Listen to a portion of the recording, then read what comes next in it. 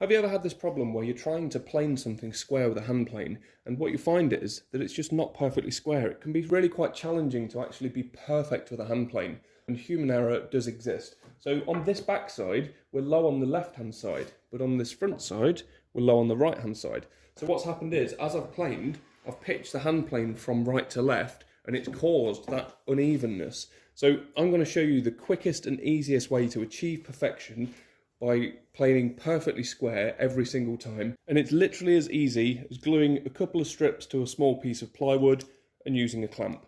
So the side of the plane here near the mouth, it won't engage with the wood correctly, so the plywood will just keep it away, so it actually planes nice and consistent. So we just simply get this on here, we take our clamp and put it on the side of the plane. Now don't put too much pressure on the clamp because the plane body is cast iron and it is actually quite brittle. So if we clamp this on, make sure it's seated nicely all the way along, okay, and just pinch it up, okay. Make sure your iron is nice and square coming out of the mouth, and then all we simply do is hold the plywood against the side of the wood, and it's just as simple as that. And just with that one single pass, it's taken us from out of square to square consistently along the whole board.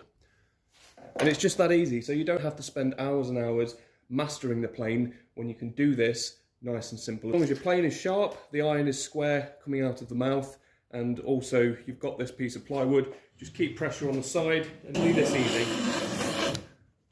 Just to achieve perfection every single time. Just remember, no one's perfect. It's hard to achieve perfection. Using simple modifications, just like a piece of plywood, can really make a big difference.